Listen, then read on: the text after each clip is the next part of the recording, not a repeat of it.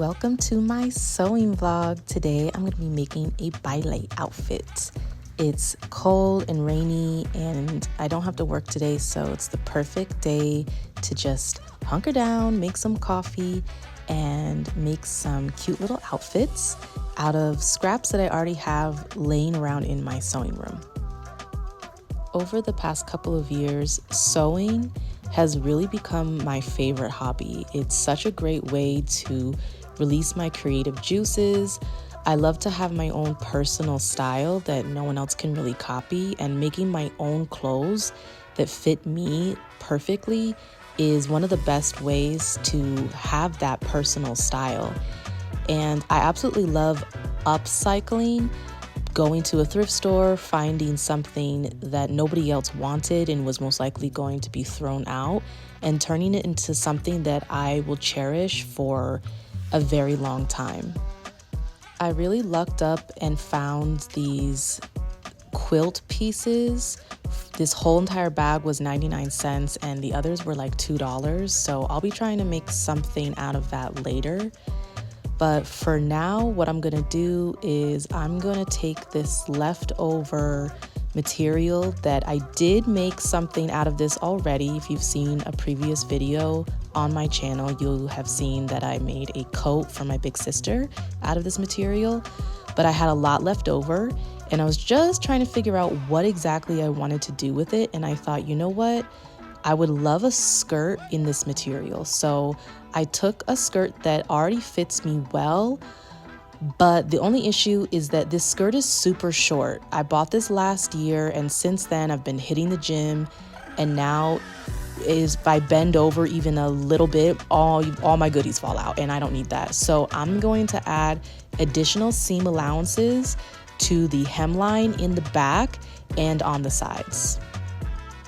This particular mousse printed flannel fabric isn't stretchy and the jeans skirt is, so that's why I need to add additional seam allowances on the sides so that my hips will fit. I do have wide set hips and a smaller waist, so I have to take into account for that.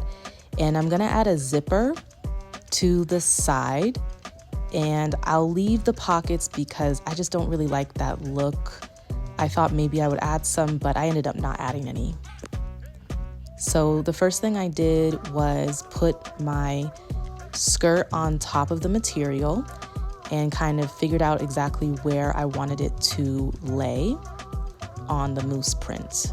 Then I started cutting around according to, I believe I gave it a 2.5 centimeter seam allowance on each side for the front, and then I think I did about twice that amount on the back piece, and I gave a 4-inch seam allowance at the bottom hem of the back piece and a 2 centimeter seam allowance at the bottom hem of the front piece, just to make sure I had extras. I make a lot of mistakes. I'm still a beginner, and one thing that I've learned over the years is to always give myself a lot of seam allowance and to just test out the material on my body to see where it lays and to make sure that it will actually fit me, because I've spent hours on a project just for it to not fit me and to not have any seam allowance to let it out and make it bigger.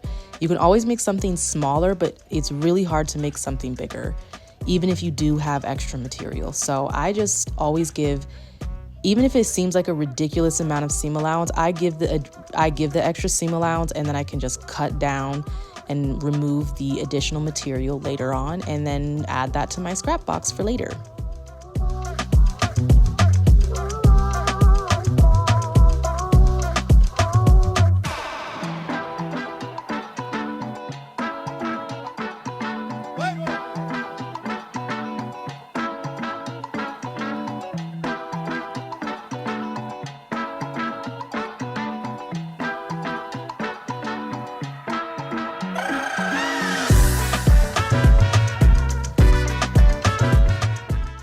So here I am placing the two pattern pieces together, right sides together. I'm gonna pin down the seams Then I'll sew those seams together, but first I'm gonna go ahead and give this a nice press. That's another little tip I've learned over my years of absolutely failing at projects. It's really important to have your iron out and ready to press, not just the seams, but pressing first to make sure that everything is laying flat. Otherwise, sometimes my projects have come out really wonky and just looking very unprofessional, very homemade. You can tell that it's homemade, and I don't like that. I want it to look professional. I want it to look like I bought it at a store, that a professional sewist did it. And the iron really helps achieve that look of just those clean edges, those clean lines. So I'm pinning everything down, and then I'm gonna go ahead and take it to my sewing machine.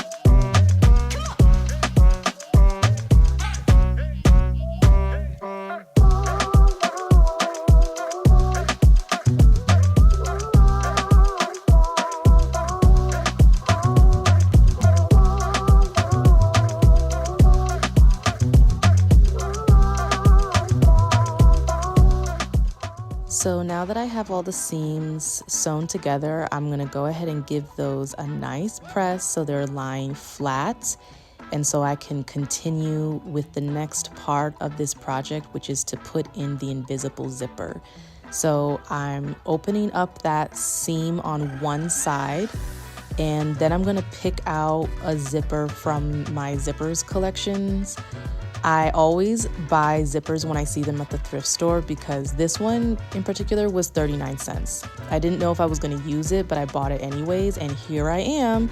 It was the perfect color, the perfect length, so I'm really happy I got that.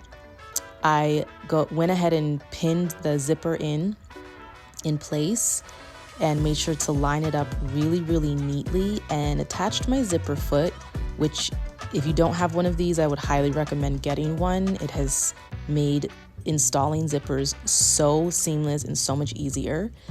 I adjusted my needle so that it's right in between the zipper foot and the zipper, and then went ahead and attached that zipper, and it came out really good. I was really proud of myself because I normally have to do this 3 or 4 times. I'm just not really good at putting zippers in, but I guess practice has improved my skills. And then I went ahead and pressed everything out again, finished up the hemlines, and I'm gonna try it on and zip it up. The moment of truth, it actually zipped up. I was really excited for that. I was really proud of how this came out. The back is longer than the front, which is what I wanted, so that we don't have any riding up in the back, which is a problem I usually have. And I just love the way this came out. I'm really excited to wear this. It's still a little bit warm out, but as soon as that cold hits, I have an outfit to wear. And this is just me testing out to make sure that everything is still in there and nothing is hanging out. I'm so happy that I was able to reuse this material and make more than just one project out of it. And I'm happy to have shared this video with you. So if you enjoy this kind of content, go ahead and like and subscribe, and I'll see you next time.